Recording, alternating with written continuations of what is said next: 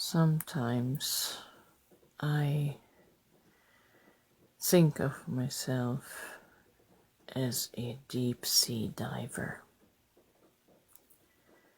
when it comes to the human psychology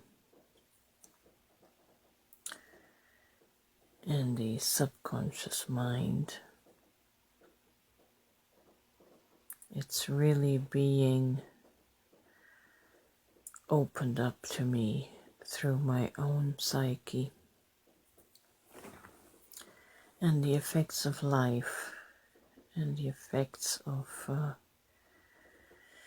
in particular, reading the Bible and how much it has affected my subconscious. The subconscious is a deep sea, and just like we don't know in the natural oceans what's going on down in the deep sea unless we send a cameraman down there or in a capsule. I can't send the cameraman down there because it's too deep, too much pressure, but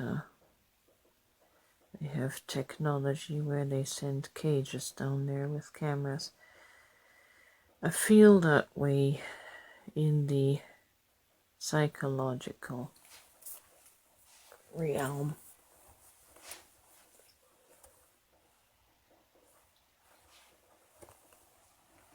And the things that I am detecting, to bring it back to the Bible, the overall message, frequency, and energy of the Bible is one of doom. It is a book of doom for the greater part. Yes, you have a few passages in there that you can pick out that seem hopeful. But if we were to use a scale and we were to weigh it, the psychological effect of doom from the content of the book is disproportionately weightier on the doom side than it is on the hopeful side. You think you might be able to reason it out and reason away the doom, but what is not factored into the equation is what takes place on the ocean floor in the deep sea of the psyche. We have the book opening up with the enmity between man and God portrayed, and we have the book closing out in the book of Revelation with the enmity of God against humanity presented. So it's a very heavy, unbalanced measure of adversity, God against man. And as I said, you may be able to rationalize it away with the logical part of your mind, but in the subconscious psyche, the guilt and the shame has accumulated, and we live our lives not by our conscious mind, but wakeful state, the daytime mind, but we live our lives by the deep sea, the subconsciousness, the things that we're not aware of, the doom and the gloom and the adversity. And that is why the shadow seems to follow us through life and remain over our skies. This dark shadow that we never seem to be able to come out of. And yes, those who have relationship with Jesus do get the occasional sprinkle of sunshine.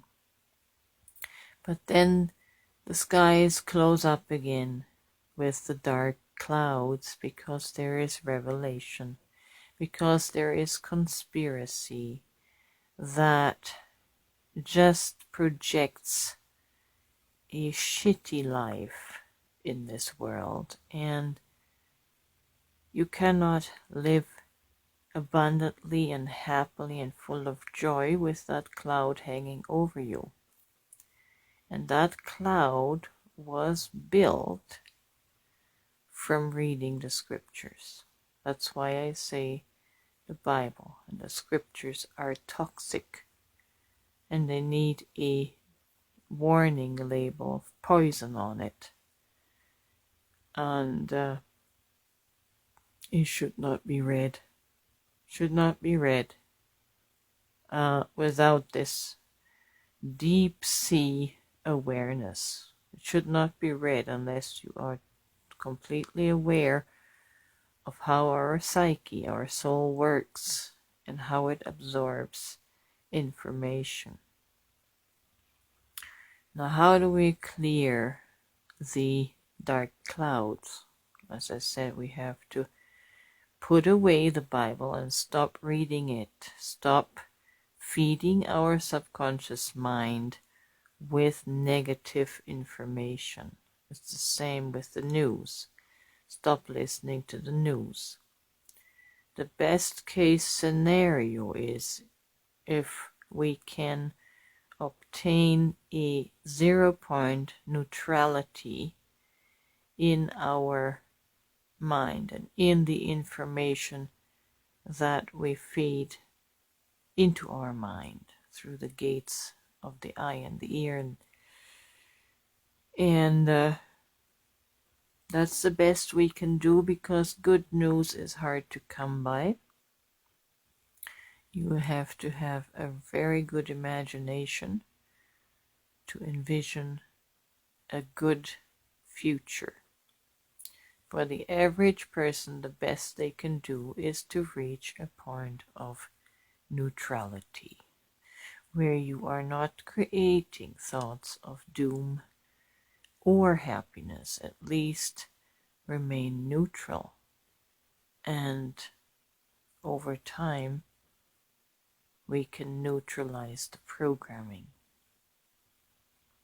Now, if you are a good visionary and you have a great imagination with the ability to join your heart feelings to that imagination, then you are a prophetic seer, and you can greatly affect the outcome for the world. If you are a positive seer, then start seeing a paradise world, and your thoughts and emotions will affect the quantum field of creation, and energetically this world will be changed, and we will see paradise, and we don't have to be consumed by the doom and gloom that has been seeded into our psyche.